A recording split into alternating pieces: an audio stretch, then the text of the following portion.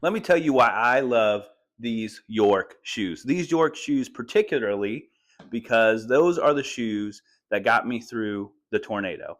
So that night, when the alarm went off for the tornado, I grabbed my shoes that just happened to be in my closet. They happened to be these exact York shoes.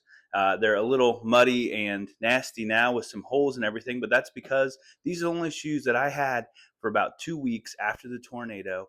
I was walking on glass with these. I was walking over power lines. I was, scraping them against brick and all the things that, are part of having your house be torn apart by an EF3 tornado.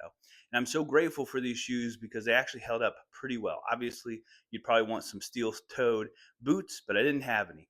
And all my other shoes that I wasn't wearing were in the closet, and they got glass and insulation inside of them. So these were literally the only shoes that I had. I was wearing them when we were hit by the tornado, and I was thankful to have them throughout the time of us trying to clean up after the tornado.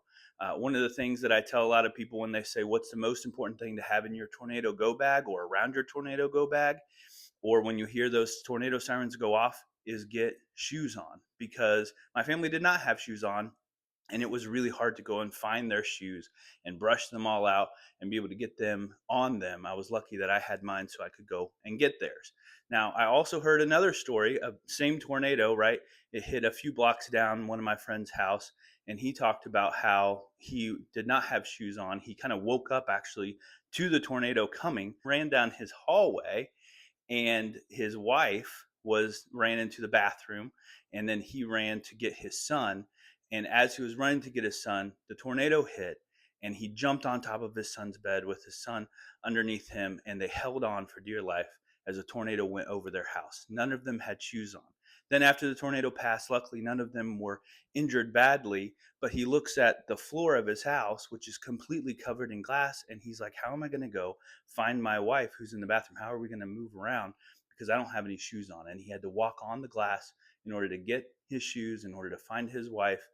And, it's just one of those bad moments. That's why I talk about being prepared and having your shoes ready, having your go bag ready so that you don't come into that issue. One thing that I want to mention also, why I love York shoes, right? York shoes, is check out this email from just customer service at York. I sent a picture of those shoes and said, hey, thanks so much for getting me through the Nashville tornado. This was just, I don't know, a few weeks after the tornado. And I sent them an email just saying, hey, just wanted to say your brand's awesome. They survived an EF3 tornado. So glad they were on my feet when the tornado hit. And they said, oh, so glad our shoes were there for you. Looks like those are a little worn out, so we're going to send you some brand new pair of shoes free of charge. What's your new address, right? Because our house was demolished, so they had to send it to a new address.